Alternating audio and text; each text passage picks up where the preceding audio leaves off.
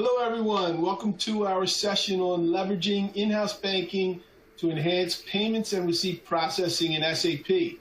My name is Peter Wolf. I'm a Senior Vice President with Serrala. I've been focused on treasury transformation, solution design, system implementation for clients around the world for the last 20 years.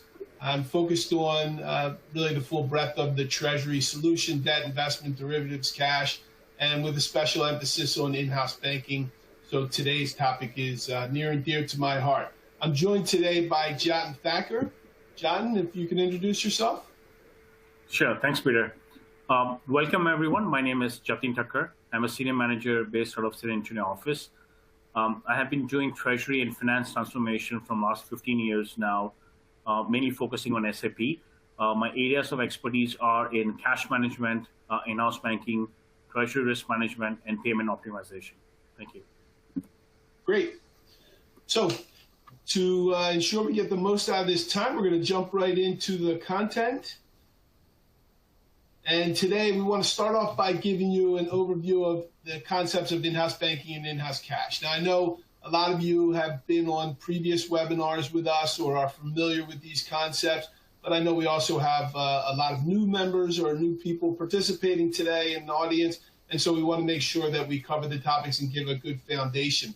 So the in-house banking terminology is really industry terminology, generic terminology, not system-specific, and it's really reference to a virtual corporate internal bank. So a virtual bank that serves affiliates within the group. So one affiliate serves as the pseudo bank and provides services similar to external banking services for the other affiliates within that group. Those services can extend pretty much to the full suite of what you would expect by an external banking partner, but just delivered by internal affiliate. In-house cash, on the other hand, is really SAP's marketing terminology for their application that is an in-house bank solution. So within the SAP environment, in-house banking and in-house cash are synonymous. They represent exactly the same thing. SAP just calls it in-house cash for their application. And so all that functionality we just talked about, the breadth of external banking functionality that can be delivered internally by an affiliate, does exist within the in-house bank solution. So when we talk about an in-house bank concept, we really think of it as a holistic set of processes acting and serving like a banking partner would to provide those services. So when we talk about it as an in-house bank, we look at it and think about it under the umbrella of Treasury. But in reality, when we narrow this down to the functions that are within the in-house bank, often the individual components of in-house cash would be delivered isolated as a spot solution for a specific portion of the business. So in that case, it may not be thought of as an in-house bank. It's not a holistic concept, but it is a subcomponent and really a specific process or functional enhancement and delivery solution. So you see several of those listed down below. When we look at the core processes, the key processes that people think of when they think about in-house banking, in-house cash, these 6 are typically the most common. There are a variety of smaller and subsets and variations of these solutions, but the core set of solutions that we talk about with an in-house banking process are these 6. Today, we're not going to talk about these 4. These are all intercompany related. In-house banking and in-house cash deliver, specifically in-house cash functionality, deliver tremendous effectiveness and efficiency in processing intercompany activity, settling of intercompany invoices end-to-end from intercompany AP to AR, settling and managing of intercompany foreign currency exchange transactions and internal cashless settlement, cash pooling, cash pooling and funding, and the management of the intercompany balances and the loads, arm's length relationship with interest and withholding tax. Those are all functions that are delivered and available within in-house cash. We cover them under a variety of other webinars. You can go to our website and certainly find those and find a lot more information on those. We won't be covering those today. Today we're going to be covering payments on behalf and receipts on behalf, often referred to as HOBO and ROBO. So we are going to cover those topics, and right now I'm going to let Jatin jump into discussion of the problem statement. Why is this even an issue that we're looking at? John? Yeah, thank you, Peter. As you can see, this is a typical model prior to in-house bank. In this example, customers and vendors' payments are managed in a decentralized environment. Each subsidiary have its own bank accounts. So in a typical decentralized environment, company allows its subsidiaries to manage their own tables and the payment processes. They use their own processes, the infrastructure, and the staff to support the operation, which definitely offers the flexibility, but also results in poor visibility of cash and additional interest rate risk, because of lack of pooling mechanism and a fragmented view of cash. The other things that we have observed is, as each subsidiaries, they have a different model for master data maintenance, so there is no harmonization of the data maintenance across the different subsidiaries, and even the processes are maintained differently. So because of this and lack of automation can lead to risk in transactions that are not processed straight through. So it could be incorrect payments, again, as I said, data redundancy, right? The same data is used across the subsidiary, not in an efficient manner. The other observations that you could see is, which we have also often seen, subsidiaries have established their own banking relationship, which results in large number of accounts and external banks. What it does, it makes things very difficult in managing those relationships. The multiple banking relationship, it's across the globe. It's not only expensive to maintain, but it's very extensive to maintain and upgrade, which also lacks the centralized management and oversight. The transaction costs are very high. If you think through that, each subsidiaries are making their own payments, it's definitely gonna add the volume. Your file size would be really higher compared to when you process all those payments to in-house cash. So it's definitely gonna add all your cost. And not gonna go in detail on the FX risk and liquidity management, but the processes for your balance sheet exposures are originated from AP and AR. So just imagine not having a centralized process. It becomes very challenging when you have to net all the positions from your complete assets and liabilities based on the different currencies, and difficult to maintain and manage your global exposure. This makes very challenging when you try to do any effectiveness and when you're trying to do the hedges on your derivatives. So if you add all those things, it's going to cost too much, not only on the AP process but also on the FX point. Let's talk about the third critical aspect, which is a lot of processes are not embedded. When we talk about the OFAC check, when we talk about the sanctioned party check, when we talk about the anti-fraud check, a lot of things are distributed and not measured consistently across subsidiaries because they don't have a common process. We have seen a lot of activities. When we are talking about the in-house cash project, this is becoming very evident that we try to add those processes in a more centralized process to avoid all these activities. Now, before we talk about solution, let's talk about what we have seen in the past, right? Especially last decade, we have seen, organization try to cut the cost, maximize the profitability, but at the same time, we have seen, constantly with the risk. Recently, we have seen the risk of COVID-19, right? During the initial phases of COVID-19, the Treasury team, had a task to quickly turn around and to, there was a need to see what was the overall liquidity position, and they have to establish those very quickly, which was a very challenging because there was no centralized processes coming from AP, AR, and the cash management. Now, it is more critical now more than ever for businesses to have the centralized payments, the cash management processes, the risk management processes, not only the processes, but also the effectiveness of those processes, which can be easily achieved by in-house bank. As Peter said, this is not a new concept for treasurers, right? COVID-19 has definitely renewed the interest in this topic. There is a continuous demand now than before to, raise efficiencies in your processes. That's where in-house banking is very important nowadays to a lot of corporates and treasury. Okay, so we're gonna move on to the next slide.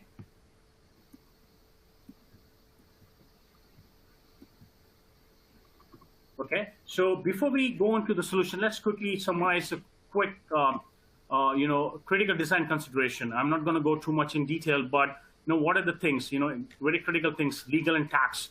Make sure those departments are, in alignment before you do any technology selections, or you talk about re-engineering your AP and AR process, right? Because there are a lot of tax implication, whether it's local taxes, cross-border taxes, documentation, and even deciding the location. That's again very critical.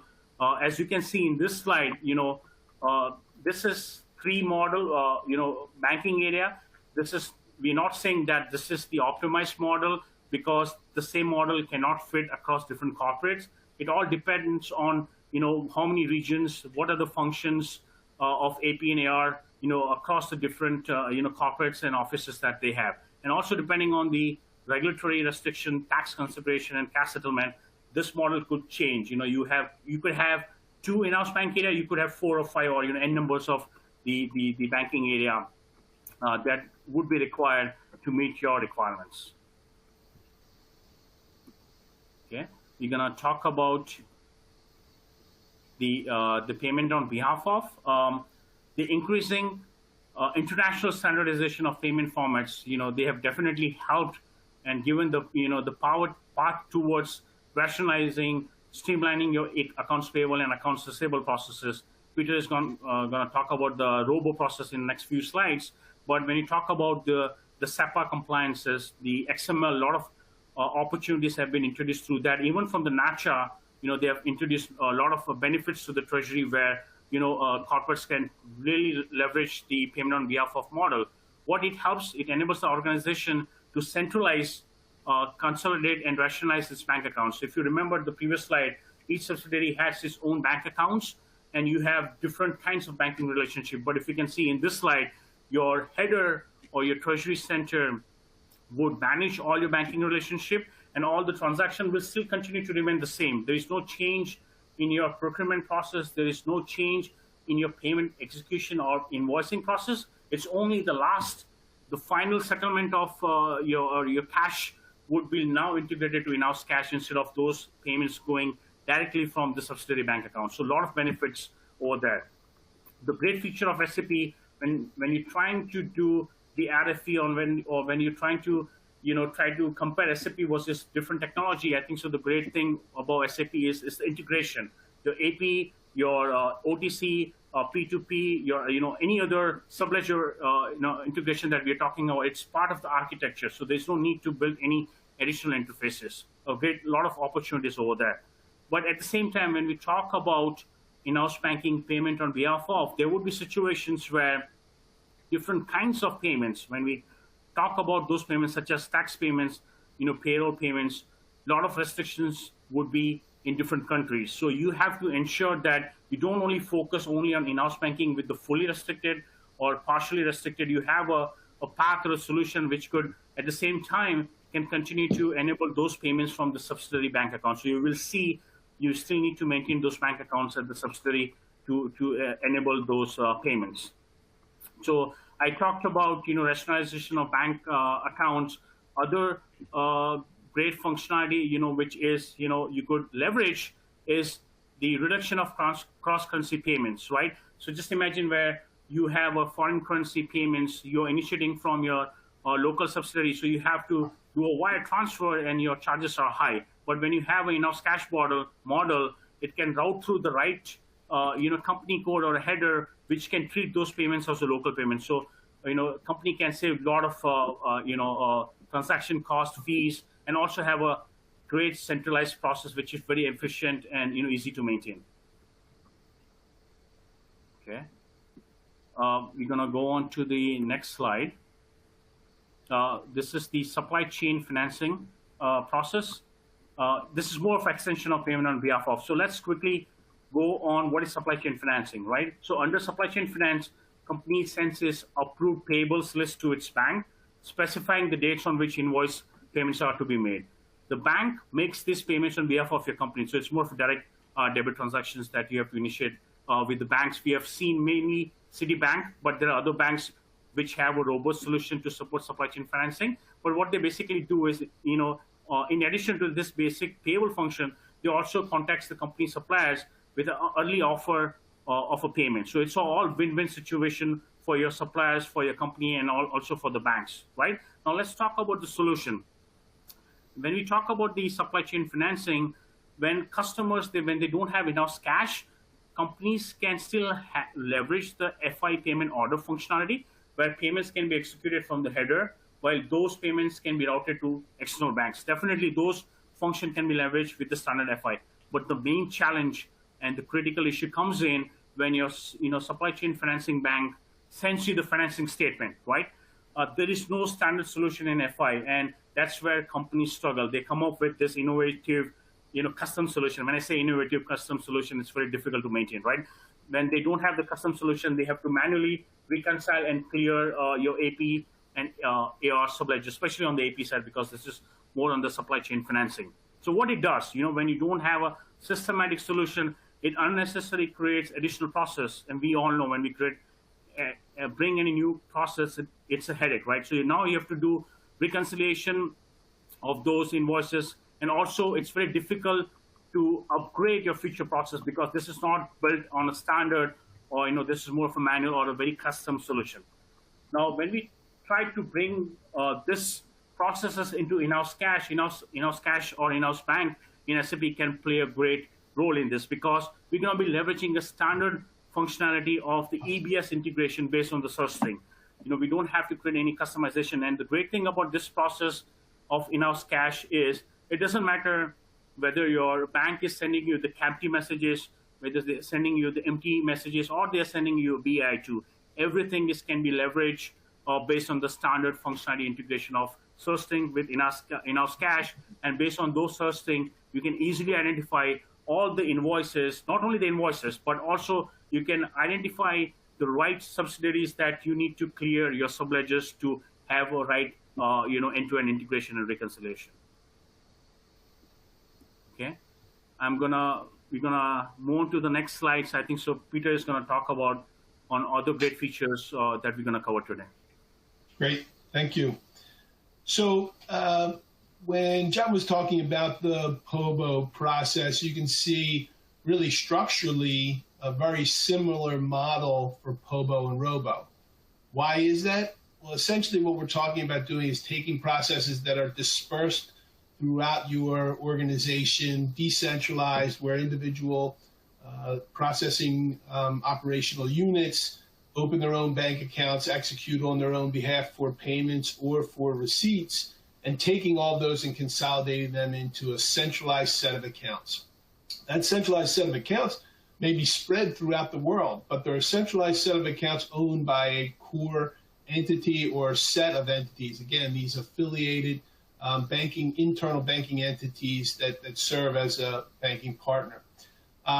With the receipts on the behalf, you have the same benefit case for the most part as payments in that you get to rationalize your bank accounts. By centralizing them, bringing them together, you are able to reduce the number of accounts overall.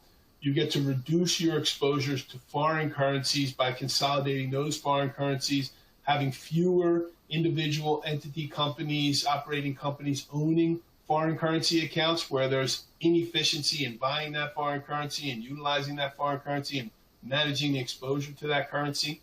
And you also get the centralization and standardization of process, which gives you greater control, greater visibility. John talked in the problem statement. I think anybody listening here who's been in business for the last couple of years knows about the problems that have arisen in just this most recent pandemic. But it was only 10 years ago in the financial crisis, 10, 12 years ago, financial crisis around 2008, when we had a very similar kind of liquidity event where there was a huge concern about your counterparties, the risk of your counterparties, the risk of your cash flows, visibility and need to visibility of your cash flows, and greater control. So these structures, these processes that allow you to centralize and standardize your process, route them through a tighter channel with greater visibility, greater insight, greater forecasting capability, increase your organization's ability to manage their cash, manage their working capital, manage their exposure, and much more cleanly and effectively manage their visibility to future requirements for cash. That is critical in this kind of environment with such tremendous volatility in currency and liquidity, et cetera. Additionally, by centralizing your transactions, you can enhance your cash application. Typically, traditionally, receipts on behalf is a very difficult process, has been a difficult process. Receipts in general and cash application of your incoming receipts is difficult because you're dependent on your customer to give you the information necessary to be able to identify who that customer is, how that information should help you to apply the cash to the open invoices, which customer account and which open invoices. So if that's already a challenging model in an individual company receiving on its own behalf, combining those into a consolidated set of accounts or single account makes that even more difficult. But there's been increases and enhancements in technology lately that greatly help facilitate enhanced cash application in a consolidated model. So you get the benefits of the reduction in bank accounts, the centralization, standardization, but you don't lose out, or actually you actually improve your ability to apply the cash, even though it's consolidated receipts for a variety of different companies. So let's talk a little bit about that. One of the models that allows for the enhanced cash application is a product offered by most banks now, a virtual account management, VAM. VAM is really the process of taking a single bank account and effectively splitting it into multiple virtual accounts. Each of those virtual accounts gets a unique bank account number. Those bank account numbers are used for the outside world, used to give to the outside world. As far as the outside world is concerned, there is no difference between the virtual account and a real account. They don't know, your counterparty doesn't know the difference of those accounts. That's an internal process. It's a banking issue, a banking topic between you and your banking partner. The counterparties don't have visibility to that. So each virtual account gets a unique bank account number and it gets a unique subledger. So it gets its own set of accounting and a bank statement associated with that so that you can cleanly segregate information per the virtual accounts. Now, how do you break the virtual accounts down? That is a question that goes anywhere from simple to extremely complex.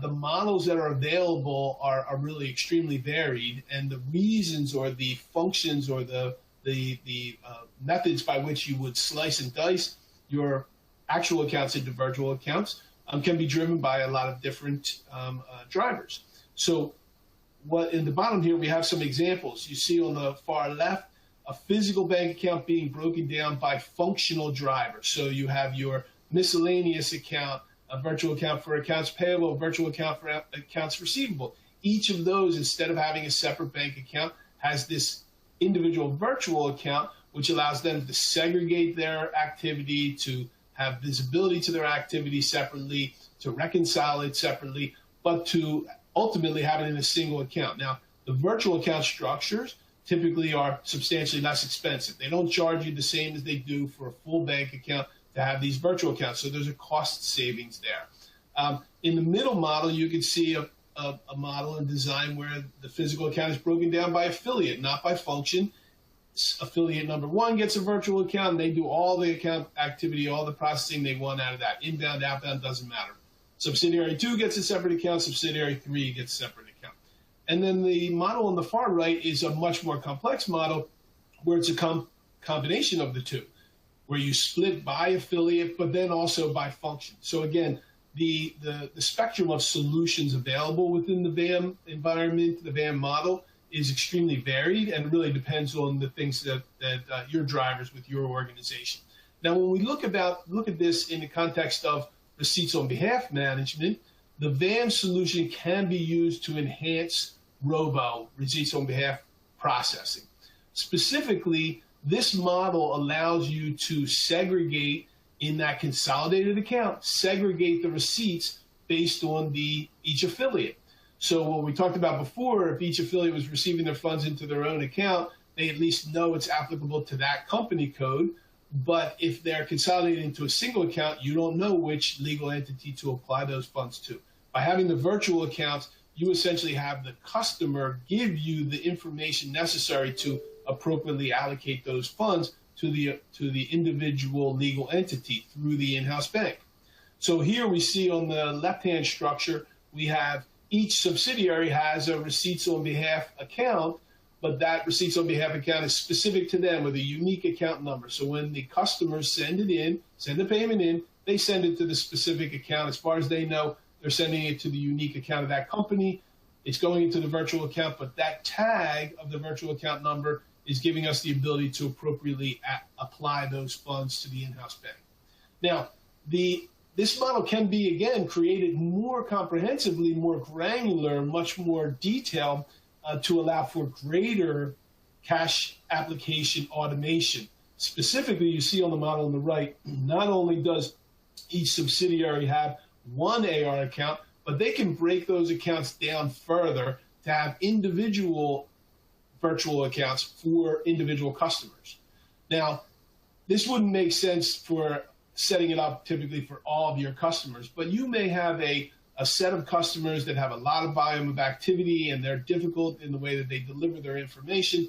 You could set up these structures. We have companies that we've done this for, integrated with in-house bank, where on some they use a generic receipts on behalf account for each subsidiary. In others, they have it broken down at a more granular level to individual customers so that they know not only does that inbound receipt go to a specific legal entity, but it goes to a specific customer account as well. So you have this enhanced ability to apply the cash to recognize at least to which account it should go to. What you don't get out of this model is enhanced ability to identify which individual invoices need to be cleared. That's a more complex issue. And so what I'd like to talk about for a minute here is the Autobank solution, and that's Serrala's enhanced cash application tool. It's really an advanced electronic bank statement management and cash application tool. This function, this tool set, allows for substantially expanded and enhanced incorporation of information. So in SAP's standard electronic bank statement processing, you get the electronic bank statement, and that is the information that you utilize for applying the funds, for identifying and posting the appropriate accounting to allocate to in-house cash. With Autobank, what you have is the ability to bring in data from a variety of different sources. So you can bring in remittance. You can bring in remittance from emails. You can scrape the emails. You can take attachments. We can take paper input that can be scanned and incorporated. We can go to outside web pages and scrape information and incorporate that. All of that information then becomes supplemental information that's incorporated along with the bank statement information to enhance the application of the funds to specific invoices, not just to the appropriate customer, but to the appropriate legal entity, but to the individual invoices. And not only that, now with advances in advanced intelligence in AI, along with robotics, the combination of those two have become an extremely strong and powerful tool set that allow you to write rules that can then drive the processing and for the system to learn from its own experiences as it's processing to identify when those processes should be utilized, how they should be applied, how new information can be used based on previous activity. So it's a very robust model that allows us to incorporate with in-house cash and in-house banking solution and the robo on behalf model to greatly enhance cash application. One last point that I think is really important is that this model also allows for cash application on the same day when you would get, for example, a lockbox statement. Often, typically, that model is a day later where the lockbox statement comes in, cash application processes are taking place on a delayed model through the in-house bank. But with the Autobank tool, we can accelerate that. And for some companies, that is a competitive advantage. We see some large chemical companies use that heavily to be able to apply the funds and thereby free up additional funds for their affiliates or their customers to be able to buy more product. So I realize that this has been a very quick whirlwind tour here, but we did have a very tight schedule to be able to stick to. Fortunately, we have some additional sessions coming up. We hope you'll join us. We have a live Ask the Experts session shortly after this one, where you can talk to John and myself and others about in-house banking solutions, about other treasury-based solutions, and we have on-demand sessions for payments, electronic banking, bank account management, for a variety of tools that we deliver and solutions that we have delivered for clients. And we have actually a live session at 2:15 as well for enhanced bank account management. We greatly appreciate you joining us, John, and I greatly appreciate you co-presenting this with me. We hope that you'll be able to enjoy or join us for future sessions later today. We hope to be able to talk to you on the live Ask the Expert session in a little while. And otherwise, please go to our website and you can look up other webinars on closely related and other treasury-based and in-house banking-based topics. Greatly appreciate your time. Thank you very much. Thank you again, Jotin, and I hope you have a great day. Thank you. I just want to add one point. As Peter said, if you guys have any questions, feel free to send a list to us, or we have asked the experts. You can compile your questions, and we can go in detail. Thank you. Great. Thank you very much. Have a nice day, everyone.